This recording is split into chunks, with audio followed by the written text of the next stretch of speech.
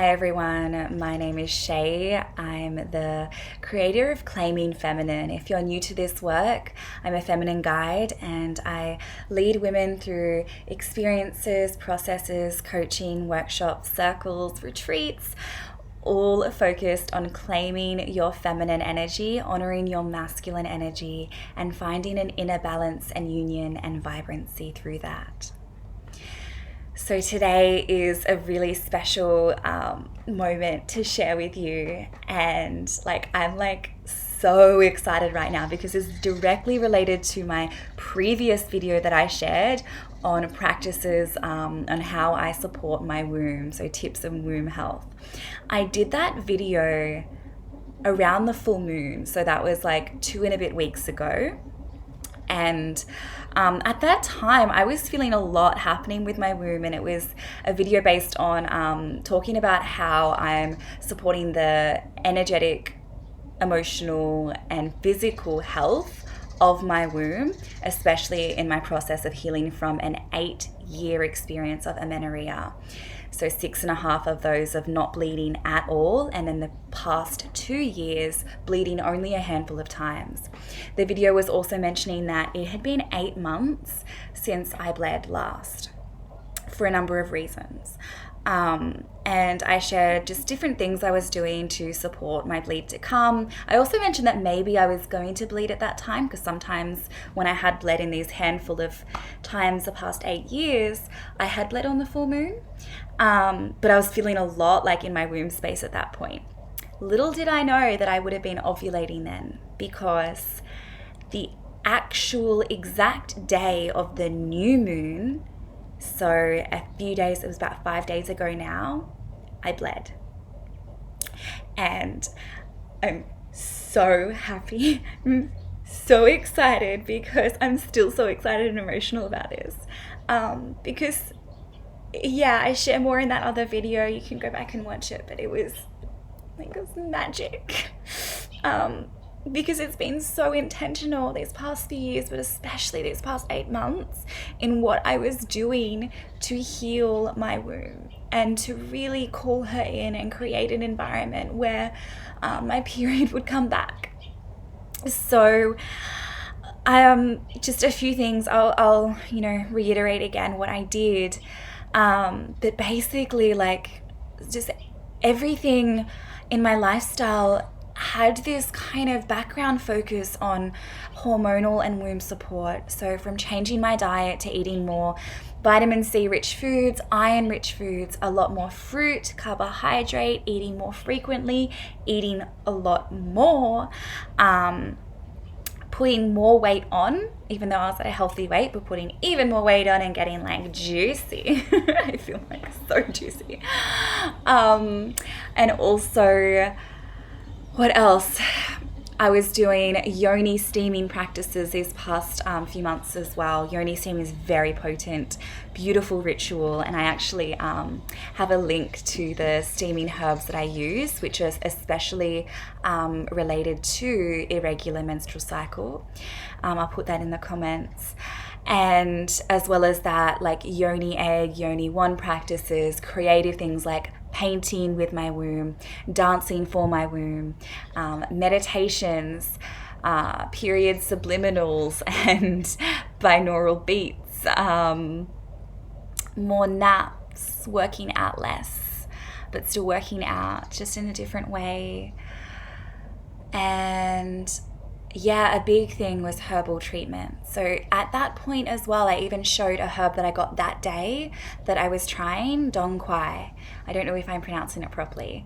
And I believe that was the missing link. And actually, a clairvoyant told me that a herb that started with A would be the missing link for me. And I've been taking other herbs as well. I was drinking ashitaba tea since that video as well. It was another regime. I was also taking Vitex and medicinal mushrooms, but especially the ashitaba tea and the dong quai were 2 new additions that I felt my body respond to instantly as soon as I started taking them in my daily herbal supplements.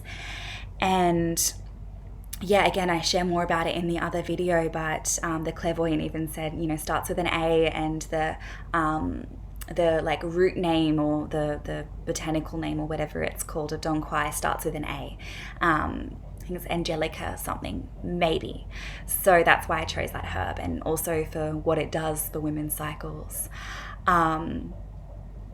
Yeah, so I mean, the days leading up to my period, I had this experience of feeling her potentially coming, and I was also trying to link up with the moon cycle. So when she didn't come on the full moon, I'm like, maybe new moon now. And feeling her come by like really tender breaths, I was like so excited, like my boobs hurt, my nipples are sensitive. It was like, oh my God, feeling like super crazy emotional and like really tired, and like it, even happiness in that, because it was indication that my hormones were moving me somewhere.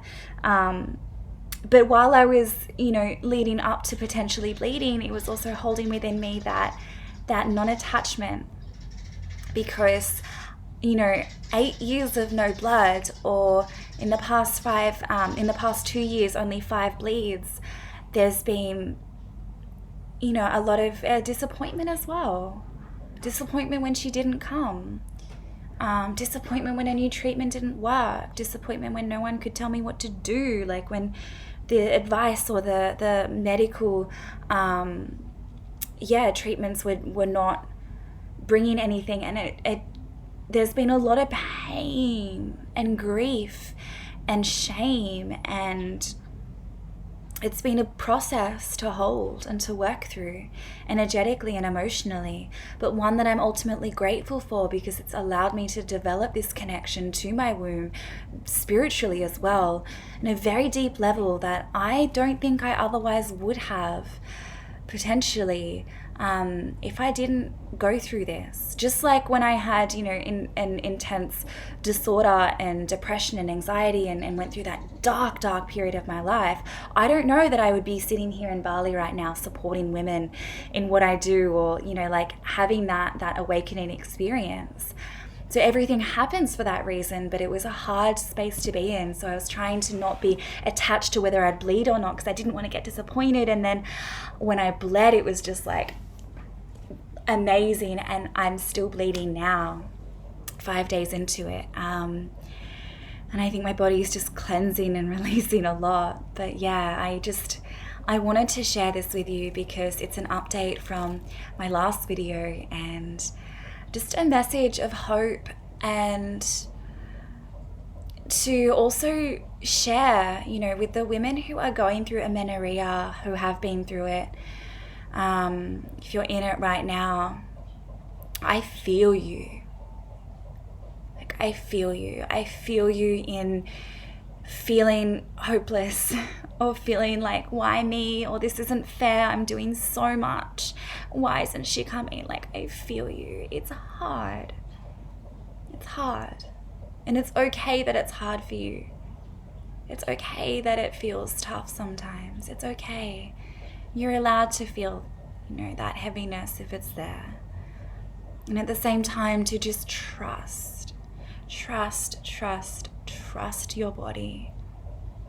Support your body, but without the tension of attachment.